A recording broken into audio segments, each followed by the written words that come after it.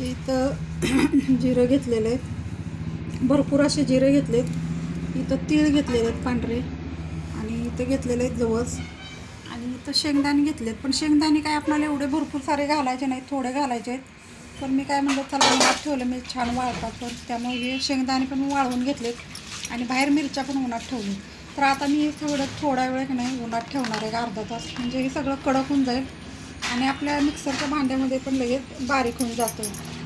आता एवढंच आपल्याला साहित्य लागणार आहे, आणि काय थोडं नमक लागणार, थोडे हळद आपल्याला टाकायचे. कोण कोण मिरची पावडर टाकतं, पण मी काय केलं, थोड्या मिरच्या आणल्यात, आपण मिक्सरमध्ये त्या मिरच्या बारीक करून त्यामध्ये टाकायच्या. तर चला आता हे आपण उन्हात, तर बघू शकते अशा एवढ्या मिरच्या मी अशा उन्हात टाकलेल्या आहेत, आणि या चांगल्या सुकल्या ना कडक, लगेच मिक्सरमध्ये बारीक होऊन जातं. आणि हे इथं बाकीचं पण असं उन्हात ठेवलेलं आहे आता मी, आणि ऊन असं एकदम कडक पडलं बघू शकता, एकदम कडक उन्हाळ्यासारखं. नमस्कार सर्व ताईंना, कशा आहात सर्वजण. तर आज माझं चाललं आहे जवसाची चटणी बनवायची, आणि थंडीमध्ये जवसाची चटणी खातात कारण आपल्या शरीरासाठी खूप छान असते. तर त्यासाठी मी तीळ घेतलेलं आहे, जवस घेतले, पुन्हा लाल मिरच्या घेतलेल्या आहेत, थोडं शेंगदाणे पण घेतलेले आहेत. त्यासाठी आपणाला नमक पण लागणार आहे, मोठं मीठ, हळद, लाल तिखट असं सगळं घालायचं आहे. आणि तर जवस खाल्ल्याने बघा मधुमेह पण बरा होतो, आणि जवस चावून खाल्ल्याने पण आपली पचनशक्ती पण चांगली होते.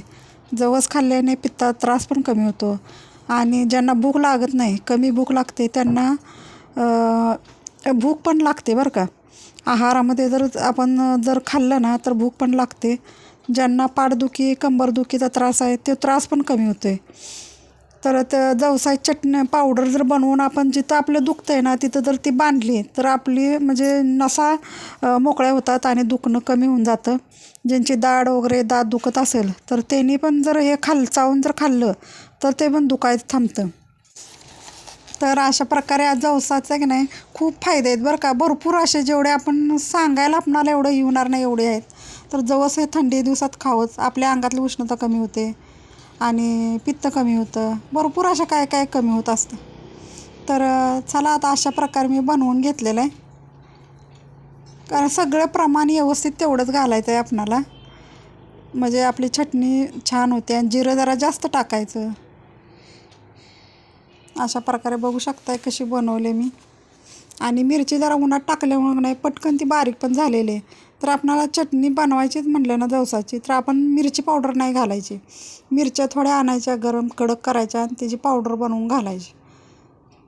आणि मी सगळेच पदार्थ असे गरम म्हणजे उन्हामध्ये ठेवले होते, तुम्ही बघितले आजच्याला, तर ते कडक झाले एकदम, त्यामुळे मिक्सरमध्ये टाकतात लगेच ते बारीक झाले. आणि शेंगदाणे प्रत्येक वस्तूचं एक माप असतं आहे, तेवढं प्रमाणातच घालायचं आहे. आपण 1 वाटी तीळ घेतलं तर 1 वाटी जवस घ्यायचं आहे, 1 वाटी शेंगदाणे घ्यायचे आहेत, असं सगळं प्रमाण घ्यायचं आहे वाटी वाटी, आणि बनवायचं आहे छानपैकी. आणि आज माझं वैभव लक्ष्मी मातेचं 3रा व्रताचा दिवस आहे बरं का.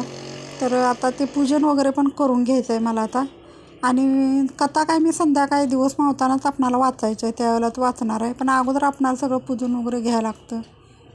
तर हे सगळं बारीक करून झाल्यानंतर मी काय केलं, हळद टाकलेले, नंतर मीठ टाकलं, आणि नंतर चटणी मी पावडर जे बनवून घेतली ना मिरचीची ते टाकलेले, आणि परत एकदा मिक्सरमध्ये असं फिरवून घ्यायचं आहे आपणाला छानपैकी, म्हणजे त्याचा पूर्ण एकजीव होतो. जर एका दिवशी आपल्याला भाजी नसेल किंवा बाहेर प्रवासात वगैरे जायचं असेल, तर आपणाला हे जर नेलं तर महिनाभर 15 दिवस सहज टिकू शकते ती चटणी. त्यामुळं आपण असं बनवून खाल्ली ना. तर आता मला कारळ्याची पण चटणी बनवायची, पण ह्या व्हिडिओमध्ये नाही, आता पुढच्या व्हिडिओमध्ये कारळ्याची, खोबऱ्याची, पुन्हा शेंगदाण्याची, अशा भरपूर अशा चटण्या आहेत. तर त्या अशा बनवून ठेवल्या ना आपणाला, म्हणजे तोंडी लावण्यासाठी, तोंडाला चव येण्यासाठी करून ठेवले, म्हणजे छान वाटतं आहे असं खायला. किंवा गडबडीत आपण नाही भाजी बनवली, आणि कोणाला बाहेर कामाला जॉबला वगैरे जायचं असलं आणि भाजी नसली बनवलेली, तर आपण पटकन चपातीवर म्हणजे थोडंसं तेल टाकून नेऊ शकतो आहे. बघू किती बिया सोडले, मोठे मोठे काबुले.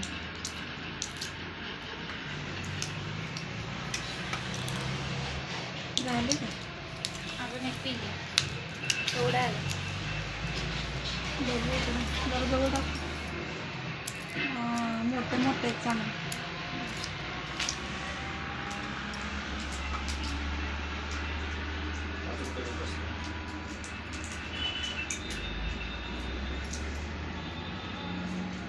तू वाळव.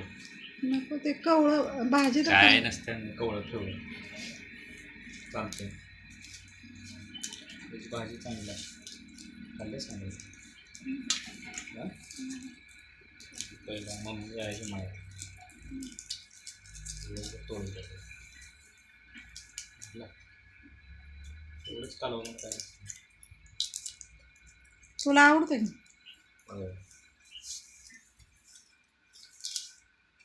बघा आमच्या मुलांना हरभऱ्याची भाजी पण खूप आवडते. तो म्हणतोय मम्मी बनव. तर प्रसादासाठी मी इथं काय केलं आहे, गरा भाजून घेतला आहे. तर आता मी गरा बनवून घेणार आहे प्रसादासाठी. आणि आपणाला चहा पण बनवायचा आहे. म्हटलं चहा जरा घेऊन नंतर आपली कथा वाचायची आहे. तर गरा भाजून घेतलेला आहे अशा प्रकारे.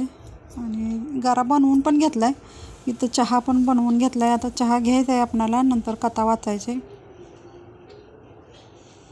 तर ही बघू शकता असा चहा बनवला आहे अमृतानं. आणि अजून थंडी काही कमीच झालेली नाही. मध्यंतरी जरा थंडी कमी झाली होती. आता 2-3 दिवस झाला आणि थंडीचं प्रमाण वाढलेलं आहे.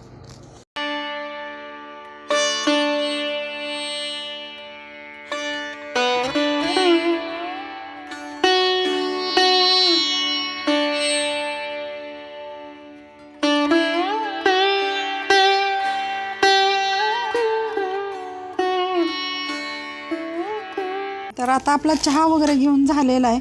आणि आता 5-5:30 वाजलेत बघा. आता आपणाला कथा वाचून घ्यायचे. तर बघू शकता मी अशी कथा वाचून घेतली. आणि माझं कसं आहे माहिती आहे का, कथा सगळेजण वाचतात पण मला माझं वैभवलक्ष्मी व्रत आहे ना, त्यामुळे मलाच वाचलेलं असं बरं वाटतं. मग दुसरीकडं वाचून घ्यायचं म्हटलं की नको वाटतं. आपलं आपण आरती वगैरे कथा व्यवस्थित वाचायची. तर मी अशी वाचून घेतलेले. तर ताईंनो व्हिडिओ कसा वाटला नक्कीच कमेंट करून सांगा. आणि व्हिडिओला एक लाईक नक्कीच करा. आणि कोण नवीन असाल तर सबस्क्राईब पण करा. तर चला भेटूया उद्याच्या व्हिडिओमध्ये. Bye bye. मराठी भावार्थ.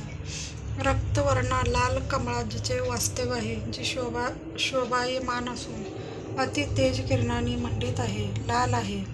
लाल वस्त्रे परिधान करणारी भगवान विष्णू संतोष देणारी समुद्र मंथनातून प्रगली जी विष्णू बाह्य आहे. कमलोदभ आहे. अतिपूज्य असलेले हे भगवती लक्ष्मी देवी माझे रक्षण कर.